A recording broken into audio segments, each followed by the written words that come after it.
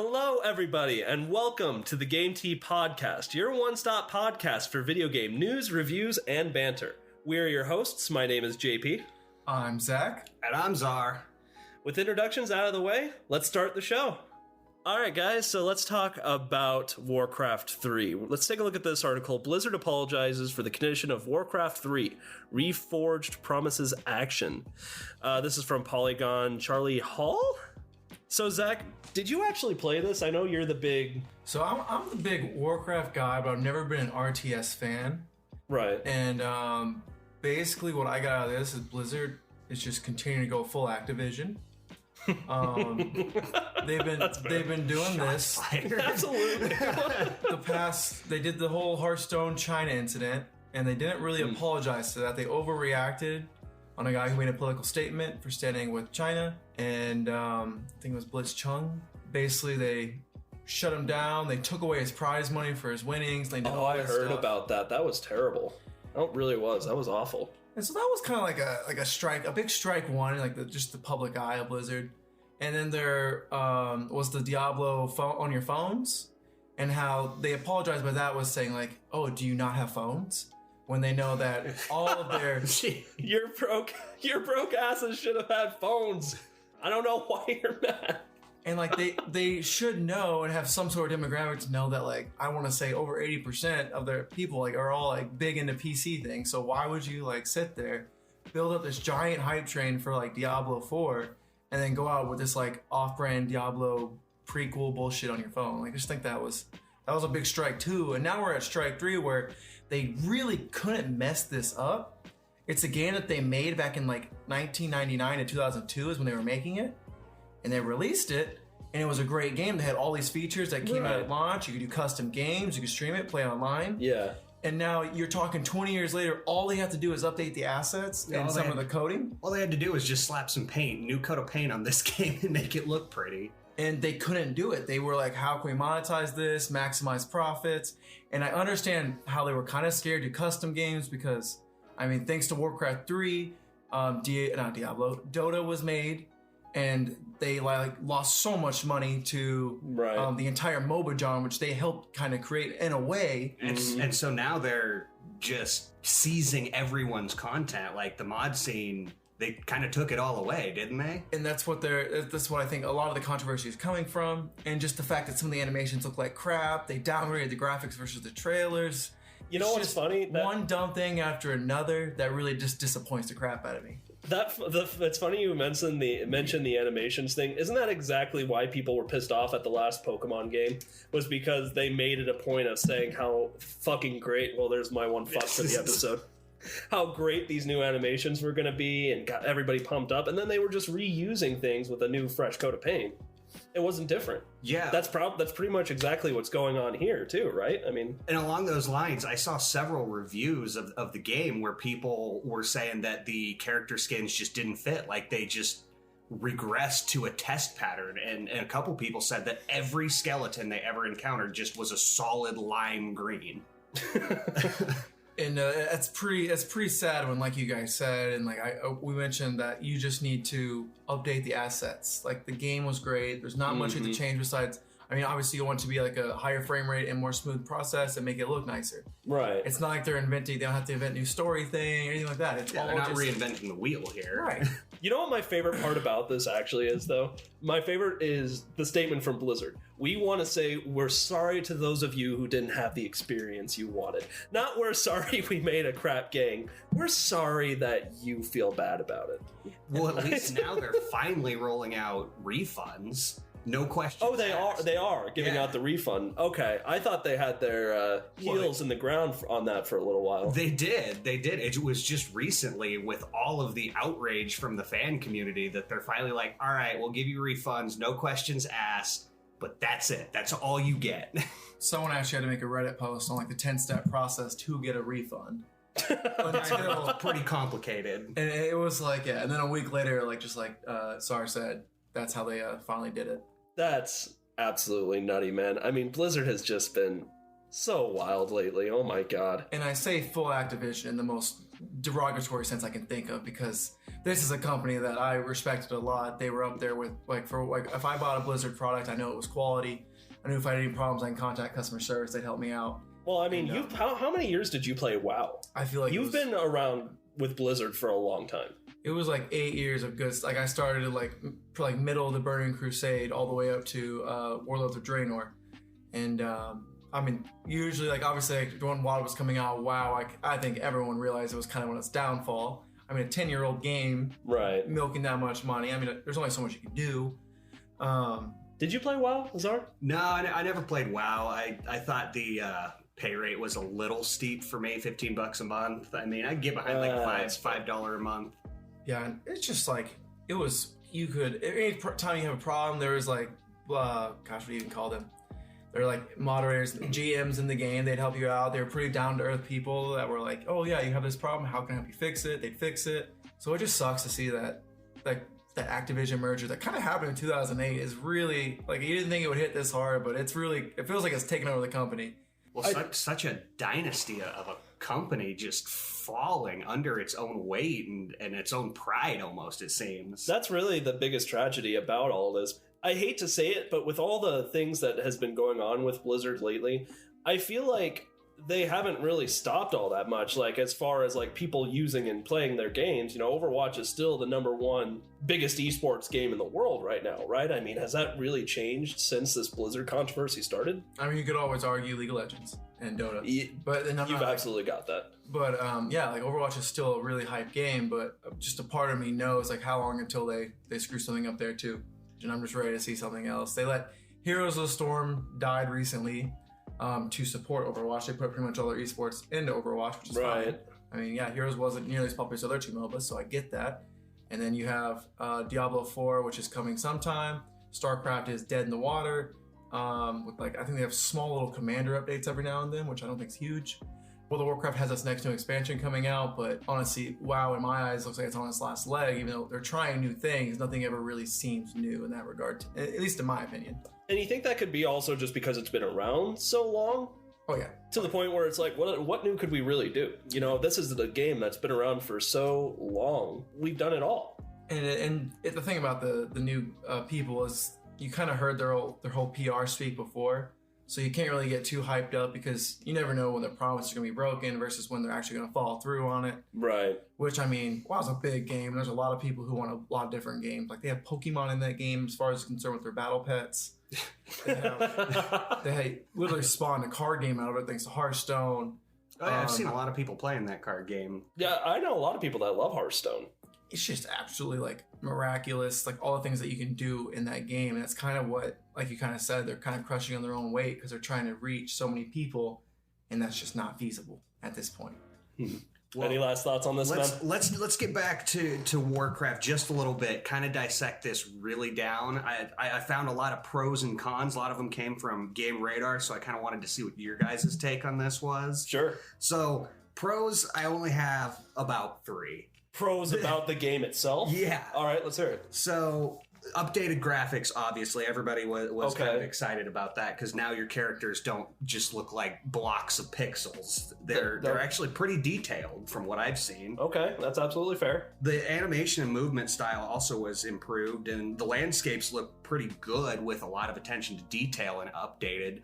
But that also comes with another con, which I'll get into later. Okay. The sounds were really crisp too. They really did a good job on voiceover quality and just in-game sounds, I thought. You know what? That's something that that Blizzard itself usually always nails. It's just if you listen to the sound quality of their games, which not a lot of people do, but it's usually great. Well, sound and graphics are just essential for our day and age where everything is remastered. All of our games, Spyro, Halo, Crash Bandicoot even, they're all being remastered with these fresh coats of paint and great sounds. So that was a step in the right direction, but obviously from what we're seeing here, it's not everything. It's definitely not everything. It's not everything. And I suppose the last pro I have is that the story was untouched. It was exactly what they promised, is the same experience that you could have had back in 2002 or 3 when this game was released. Sure. So, I mean, that in my eye is really good, but that also leads to another con, which I'll start off the con list. Yeah, I'm really interested. This is what I'm really interested in. This was about a page and a half of cons, is to jump off of the Lash Pro. There's nothing new. There's absolutely zero new. Just no new ideas, basically. Just nothing new that was implemented. Okay. A lot of the reviews I found were that the game is identical to its predecessor. Right. That it just didn't introduce any new concept. And I mean, as a remake, it can't really introduce new concepts, but they actually took away concepts. Yeah, they took away some of not the optimization, the choice you had when you make custom games. Yeah, exactly. One of the largest cons I found was that it's a forced download. It's 30 gigabytes that is mandatory for you to run the game, even if you have the original disc back from the early 2000s. You still have to download a 30 gigabyte file onto your computer to play. Yeah. That's interesting. Yeah, there's no way around it. You cannot use this game unless you take the update. But even then, a lot of people have reported the update will never finish. And if it does finish, they can't launch the game. It just crashes on startup. See, I mean, you can forgive a lot of stuff, but if you can't even play the damn game, I mean, it's pretty game breaking. That's actually the first time I've heard about that problem in particular. That's crazy. People can't even open the damn game. I was gonna say a PC forced out doesn't sound too dramatic to me, but like, yeah, if you can't open it, that's kind of a really huge honestly oversight. It didn't to me either, because I think that's what they wanted to try and do, is just get away from like people who have been using the disc forever. I mean, we're trying to get away from that just with downloading games like on your gaming console or your PC, which is what I do. I didn't have that much of a problem with that in itself, you know, them trying to force you to download something. But yeah, if it doesn't fucking work, then I mean, I think a quick fix here, just to like save a little bit of face with the community, would definitely be to let people play the original game again. Absolutely. Just like give people their game back untouched while they fix the new problems that have arisen from this remaster. Mm-hmm. You got any other big cons? I mean, I suppose this con list could go on forever. I found out that Metacritic actually gave it a 0.5 out of 10, which I think is the lowest. A 0.5 out of 10? Not even a whole point. Holy shit. Yeah, so this game is bad, and the con list could go on forever. Not many pros. I think we pretty much nailed it there. And I really think the big takeaway here is, I mean, like, just for Blizzard's sake, like, don't get like money hungry, but also like remasters, if you don't do them right, don't do them how the community wants, you're gonna hear about it and it's gonna be pretty gross, because some of those things might seem trivial to others, but the people who've been playing the game for 20 years, they have really clear expectations, and that can really bite you in the butt really quick, because that's mostly users just giving it a terrible score. But it's not the review bombing that you're seeing, it's passionate fans who are writing paragraph on paragraph about how dissatisfied with the product they are. Absolutely. Yeah, end of the day, for all game companies out there, doesn't matter if you're a dynasty or an independent developer, listen to your fans. Oh, listen to your fans. That's the simple key of it. Just listen to your fans. Absolutely. 100%. The Outer Worlds Switch release delayed due to the coronavirus. This was written by Megan, oh my god, Farouk Manesh? I'm sorry. If you're listening to this, Megan, I am so sorry. I butchered your last name. The Verge. She's doing this for The Verge. Video game publisher Private Division is delaying the Nintendo Switch port of Obsidian Entertainment's The Outer Worlds due to the coronavirus outbreak. The company announced the news today via Twitter, adding that the virus is impacting the Virtuos team working on the port. All right, so I'm getting a lot of stuff out of this article, just this short one, but essentially the basis of it is because of the coronavirus outbreak, a lot of games are being delayed. I want to throw this out there. I love my games, obviously, but I hope everybody who's experiencing the coronavirus is safe. Well, there is a silver lining. Later on in the article, it does say that the development team is all safe and healthy, and they just closed their offices as a health precautionary measure. No, that's absolutely awesome, you know. So glad they're alive and well. You see it so many times in the industry where, look, I get it. People want the game super badly. We want the newest, latest, great game that we're all super excited about having. But oftentimes you see a lot of these game developers like kind of put their health or like their mental health, or in this case their physical health too, in jeopardy because people want this game so much and they're afraid of the backlash a little bit of saying, oh, it's delayed. I would much rather have a game be delayed a little bit if I know the game developers are, like I said, safe physically, like obviously because of the coronavirus, but you hear it all the time too about like these game developers that are having all these mental health issues just because of how crazy they have to work to hit this deadline. Oh yeah, deadlines are killer. Quite possibly literally in times. Yeah, it's crazy. But no, not often do you see a game being delayed due to an epidemic or like no, you're right. This is a first plague going around. Usually it's like cutbacks and budget crisis and broken levels, but no, this is because illness is rampant. Absolutely. Scary stuff. It really is. I just can't get over. There's actual like you said, plague kind of going around right now, and it's just like really spooky. It is. It's spooky. It kind of makes like the whole, oh, our games are getting delayed thing kind of trivial in comparison. But still, I feel like anyone who is a big fan of The Outer Worlds has probably already played it. But I mean, Zach, you're the kind of guy that you love seeing these ports to the Nintendo Switch. How do you feel about seeing the date get delayed a little bit because of all this? For people's health, absolutely not even like slightly concerned. There's plenty of games to play, and there will continue to be plenty of games to play. Just hope people stay healthy and safe, because yeah, like I said, it just like blows my mind that we have like this epidemic going on right now. Well, yeah, because in the news, all you hear about is this coronavirus. But, you know, as a gamer, you didn't really think it would affect your world, your virtual world. But here it is. It's absolutely crazy. Another interesting part about this article, though, that's not related to the coronavirus, is part of the first paragraph there. The physical version will now be released via cartridge too, following complaints over the boxed Switch product containing only a download code. I'm gonna be honest, I'm not one of those kinds of guys that really like to harbor games. Whenever I can download something digitally, I can, but you two like collector. Yeah, that's what I know that you really library. I know that you really love the physical edition of games, Czar. So how do you feel about that? Nintendo like listening to its fans and then doing something like this, which in the end might even cost them a little bit of more money to do. Well,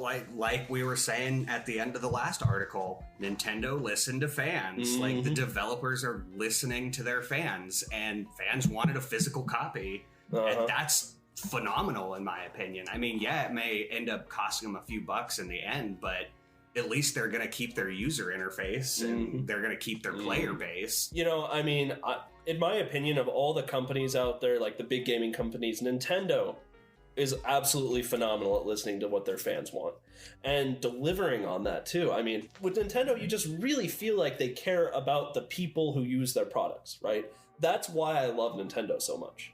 Except when it comes to online, but that's for another time. Yeah, we're not gonna get into that. That's a whole can of worms. What they're trying to do with their online service, but no, Nintendo's always been the friendly company. They've always been the big huggable company that loves their fans and their users. It didn't feel like another soulless corporation. But I'm sure there's some behind the scenes crappy things that they've done, but I mean, altogether, you just get that vibe from Nintendo that they really care about you, and I really appreciate that. I mean, throughout my long history of gaming, I have never once been disappointed with Nintendo.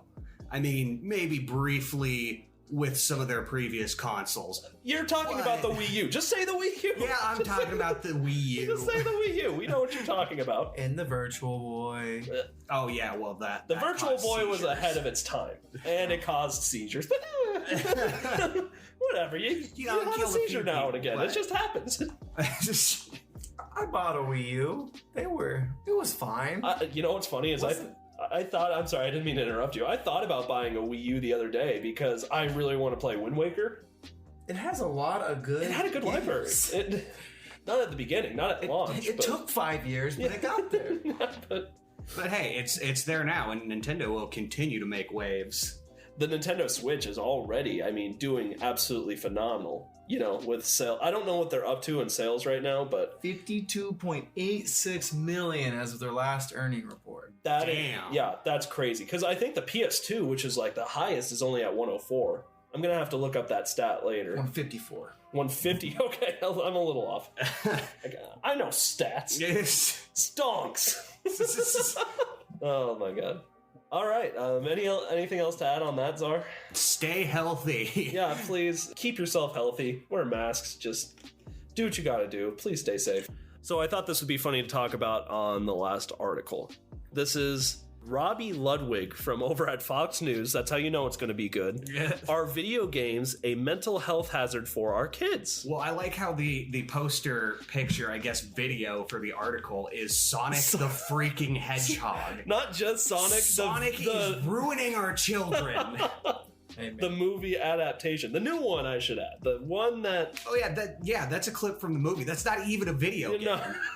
That's just a movie about a video game. That's funny. Sonic is ruining our damn children. The important part of this article is we can clearly see it is opinion. So we'll see how Okay, this yes, I opinion should. goes. Yeah, good point. It is an opinion article. Are video games placing our kids in danger? Are aggressive video games mentally malevolent and placing the young generation at risk for long-term mental health problems? The current research results may surprise you. Why? Because the recent findings are a bit more nuanced and complex than you might expect. Video games come in different forms, but only a few have been studied closely in terms of their effect on the brain. Dr. Daphne Bolivier, a brain scientist at the University of Rochester, researched homicidal first-person shooter games such as Call of Duty. It's always Call of Duty that they go to for this. Oh yeah, For things like this. It's always God's the Call of scapegoat. Duty.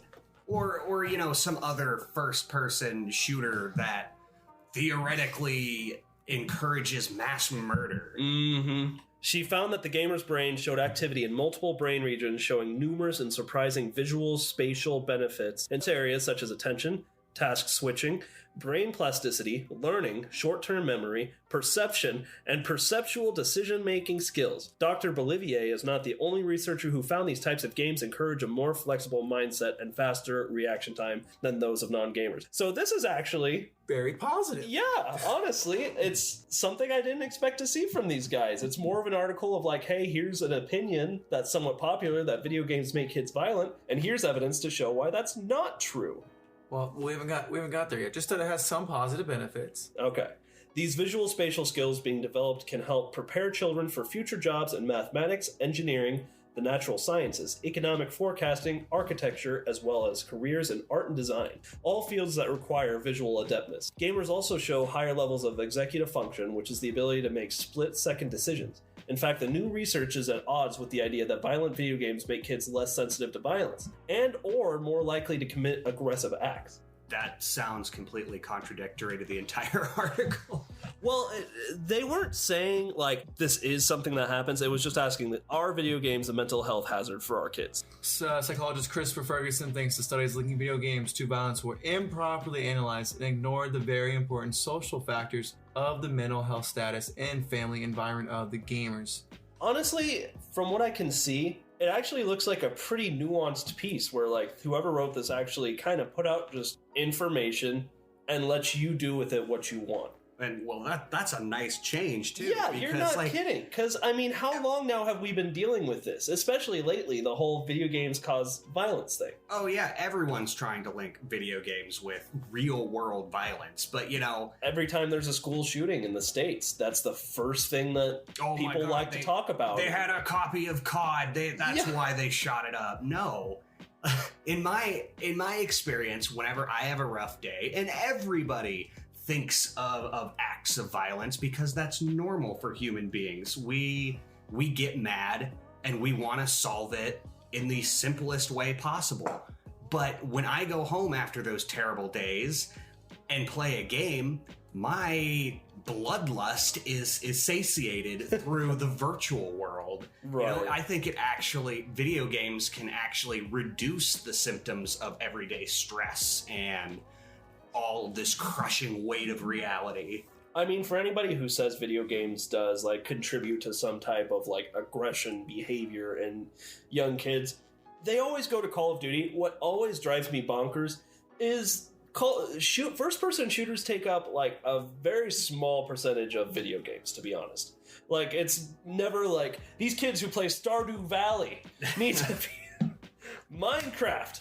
Those are the real killers, folks! I'm really surprised PETA hasn't gone after Animal Crossing. Oh, dear Lord. I think the best way we can summarize this is at the very end. Do parents need to observe, evaluate, and monitor the impact these games are having on their children? You bet. That one I can totally get behind. I think so many times parents use their video games as an escape, and then their kids just get into some nasty habits, and then they want to make the video games the reason that there's a problem between their relationship with the kids. Well, don't buy your 10-year-old an M-rated game with extreme violence and blood. Yep. Summed up pretty well. I mean, there's not a whole lot else to say. It's just something that we've been dealing with as gamers is just kind of this. You know, every time there's some type of tragedy, just people want to point to the video games and say it's their fault. When really, I mean, there's much more evidence supporting the idea that video games can be good for kids rather than, you know, detrimental to their psyche. And it's actually really nice to see an article coming from Fox News, of all places, that has like a nuanced opinion of that. Like, here's details that support both of those things. Form your own opinion. Yeah, it's definitely good to see that not everybody is trying to scapegoat video games. Not everybody. I feel better. I feel better too. All right, I think that pretty much wraps up our news articles for the week. Good job, guys. This is going really well so far. Yeah. Absolutely. The next segment of the podcast is just talking about some of the games that are coming out in the next week. So today is the 7th of February. So let's see what came out today. Zach, what do we got? Got the Turing test for Switch. Never heard of it. Or the Turing test. I can't even read. The Turing test for the Nintendo Switch. Another Switch port. That's because that's been out for other consoles for quite a while now. I think I've had it downloaded for about a year and a half now. Mm-hmm.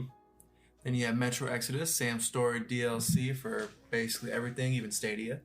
Ooh, even Stadia, good. Even Stadia. Yeah, so yeah, the game must be doing pretty well. Yakuza 5. Have you guys ever played anything from the Yakuza series?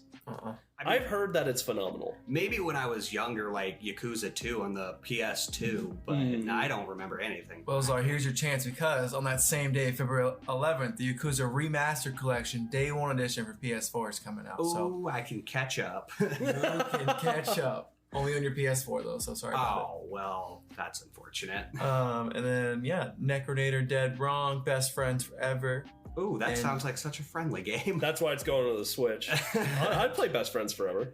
And then Darksiders Genesis, a lot of it's coming out on February 14th. So that's kind of cool. I'm glad they're, reviving the Darksiders saga, because that was a game where you played as one of the 4 horsemen of the apocalypse. Like the first one you played as war, the second one you played as death. That sounds really cool. Yeah. I've never played. And, I was always hoping that you'd be able to play as the other 2 horsemen, but I think they took it in a different direction with, like, destruction, some hero of destruction, maybe. But, no, it was a really cool game that brought in a lot of mythology into a modern culture. Yeah. Very underrated.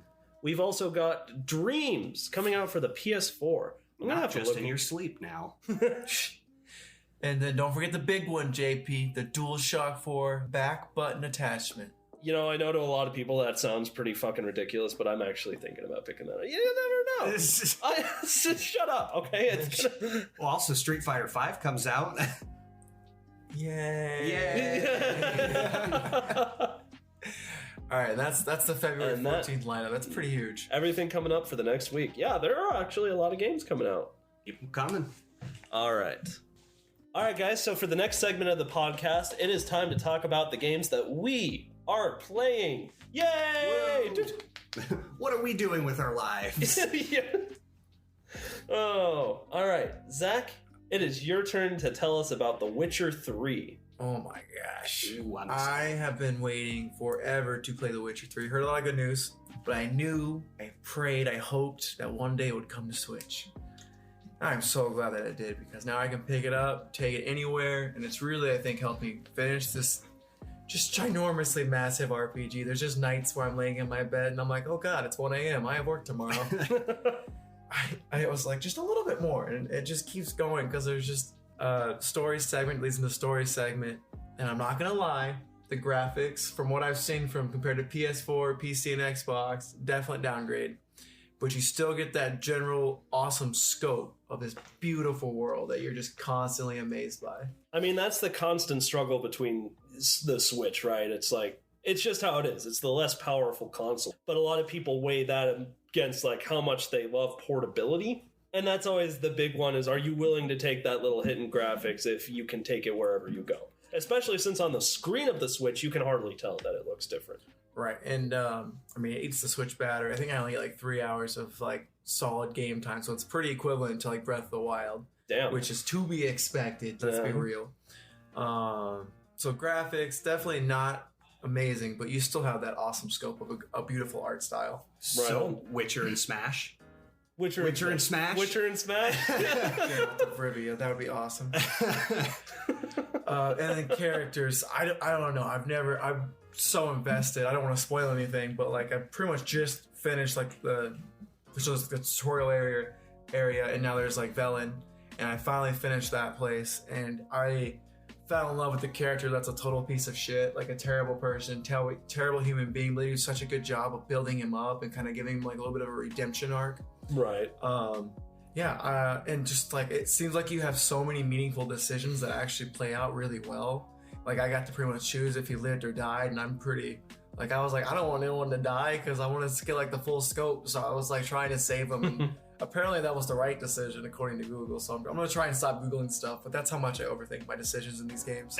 You know what's actually really refreshing is a lot of games where like you get choice.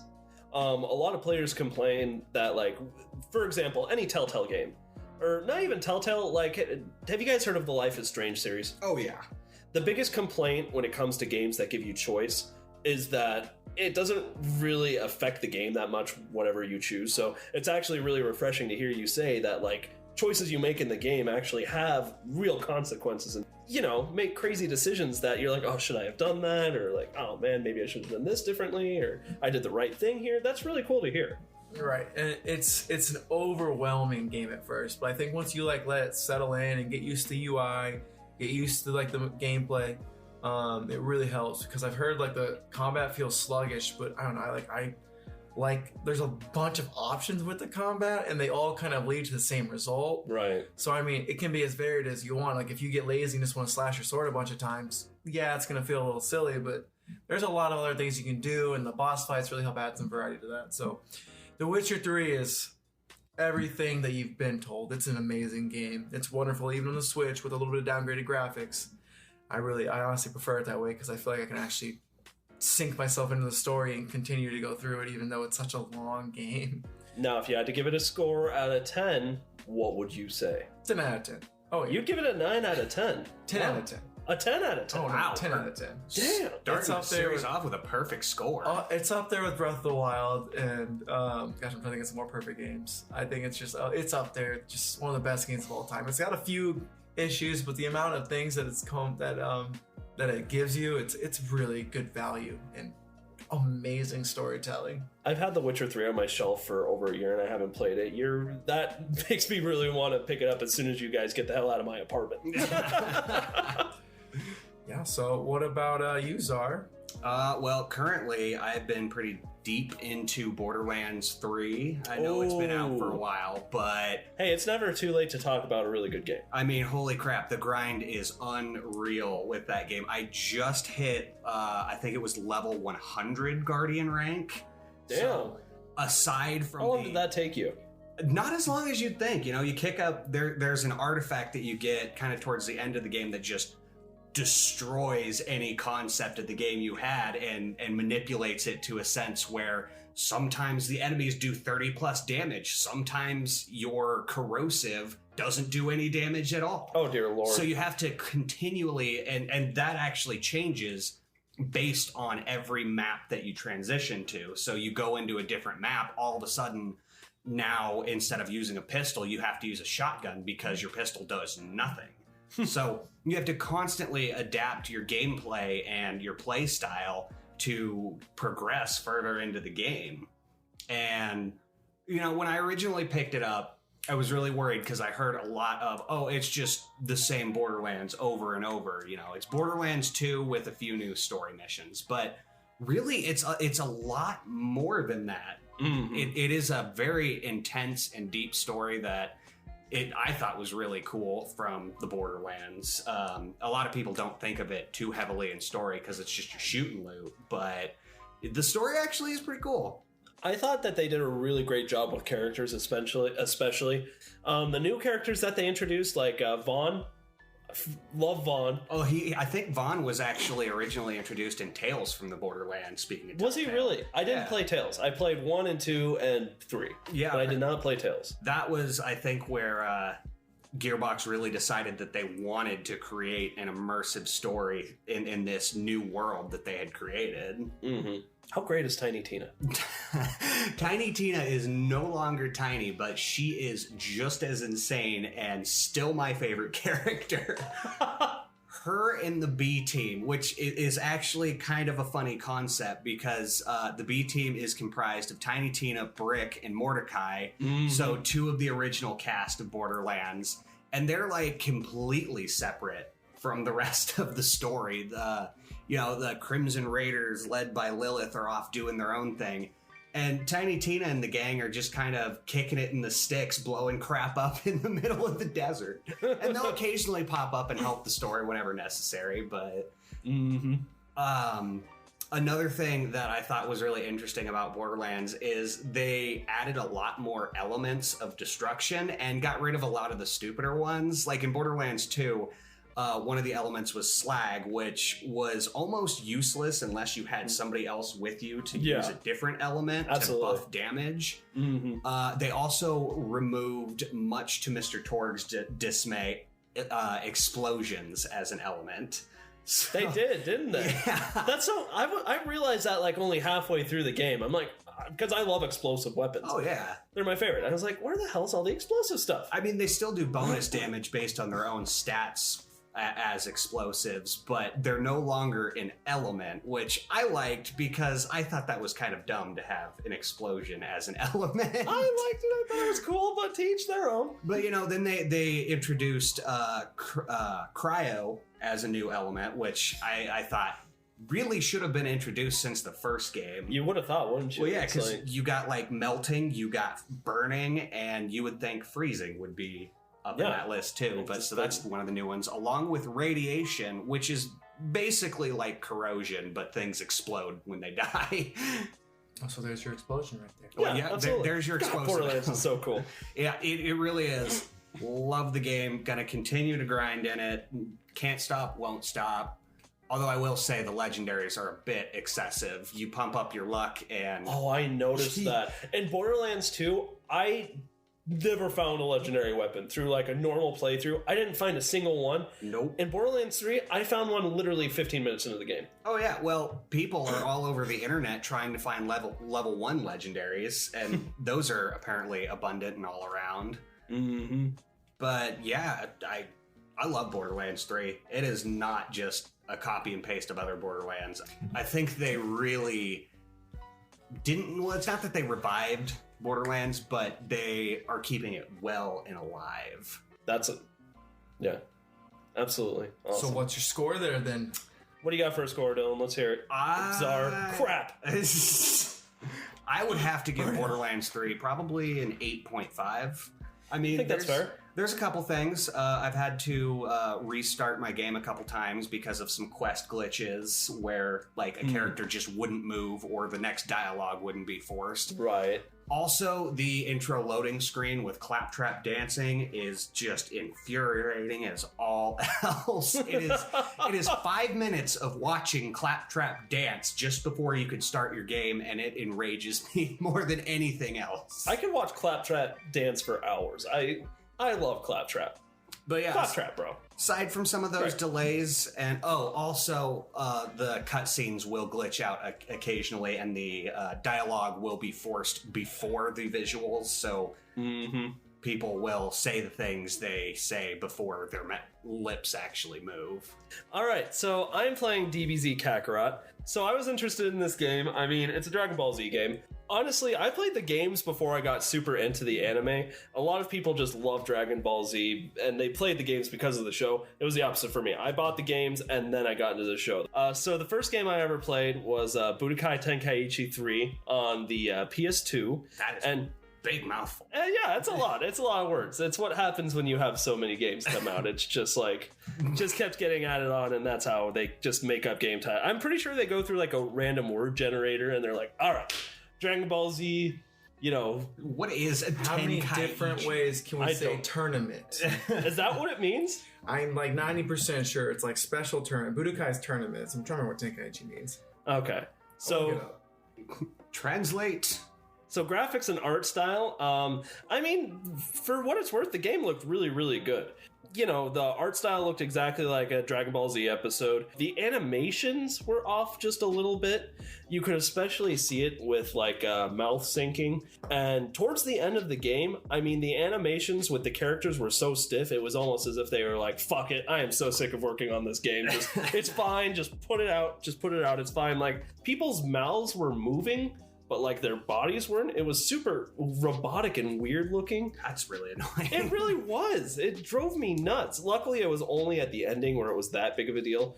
But if lip syncing is something you're serious about, yeah, it's going to piss you off. Oof. There was one time I noticed where Piccolo was talking where his lips weren't moving at all. And I was just like, oh, come on, guys. He was speaking telepathically. Because Namekians have that power? I I think. think he just had that with Nail and... Okay, sorry. Nail.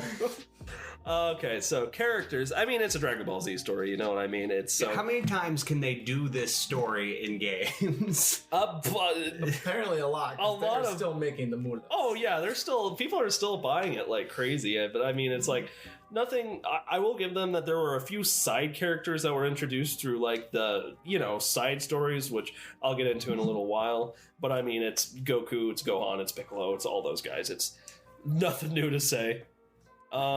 Story, it's a Dragon Ball Z game. What can you say? It's they did the Saiyan Saga all the way up to the Buu Saga.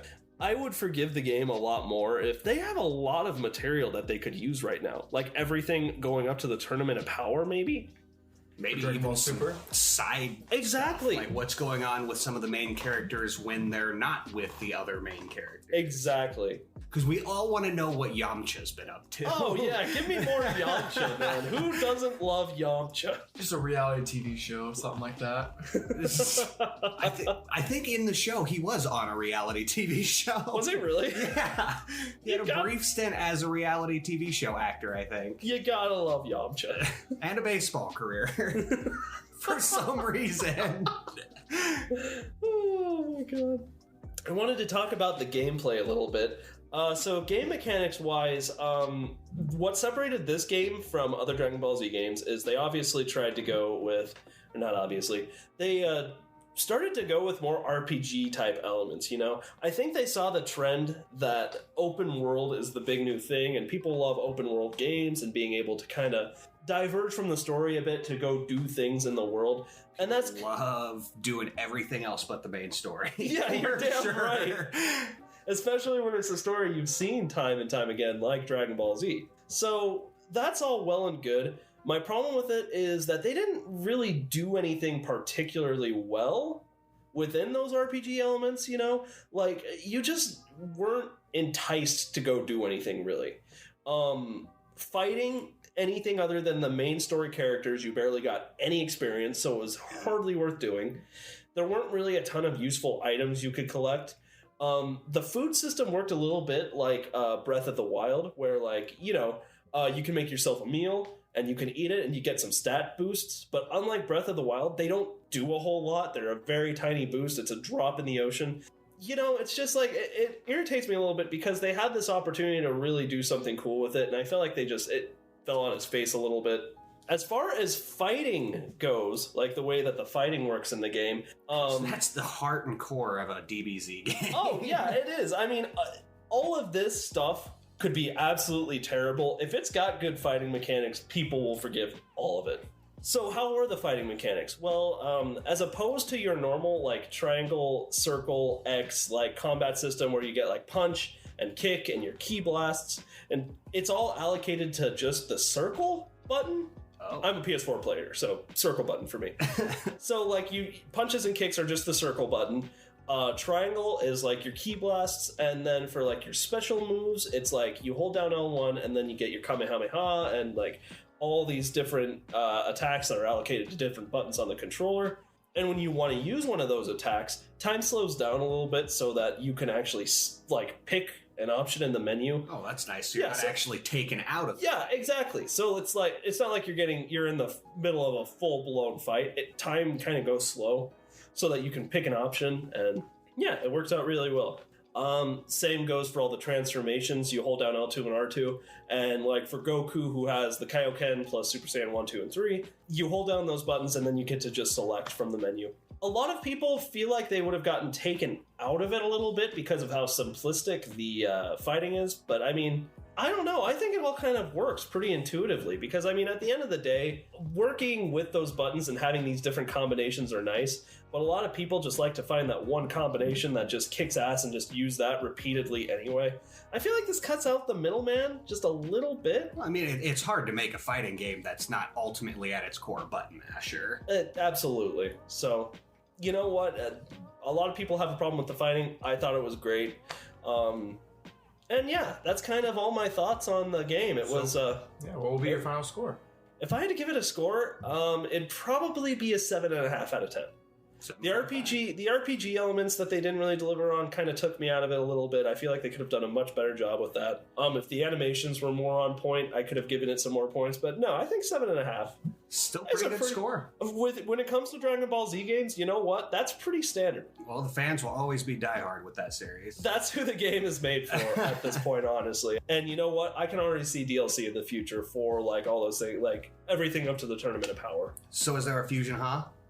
There is. Oh. There is. Between Goten and Trunks, you get the fusion. And then, what are the name of the earrings that Goku and Vegeta need to use? The Potara? Yes. Oh, yeah. Yeah, so you see that all in the Buu Saga. I would really like... Hey, spoilers!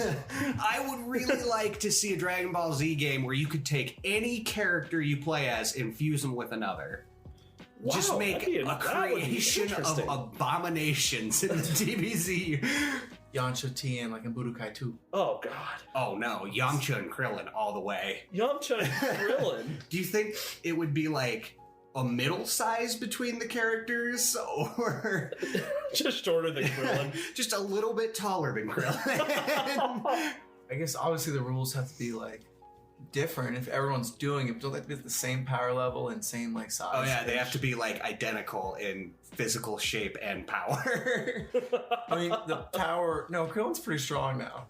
Relative to other humans, yeah, Krillin is strong, but he's still Krillin. Yeah. I mean, I hate to say it, but that's just the truth. I mean, like, Krillin. What do you think a fusion between Boo and Piccolo would look like? Ugly. Next question. Horrible. Bulma and Chi. Thanks. Oh, God. Thanks, I hate it. Super nag. Oh, my God. Thank you all so much for listening to this episode of the Game Tea Podcast. If you liked what you heard, why not follow us on social media? You can find us on Twitter at the Game Tea Podcast X. You can find us on Facebook at the Game Tea Podcast, and you can find us on Instagram at the Game Tea Podcast. We would also greatly appreciate it if you followed us on Patreon. We offer lots of great rewards for people who choose to support us monetarily. Head on over to the Game Tea Podcast at Patreon to see all the amazing things that you can receive when you decide to become a patron.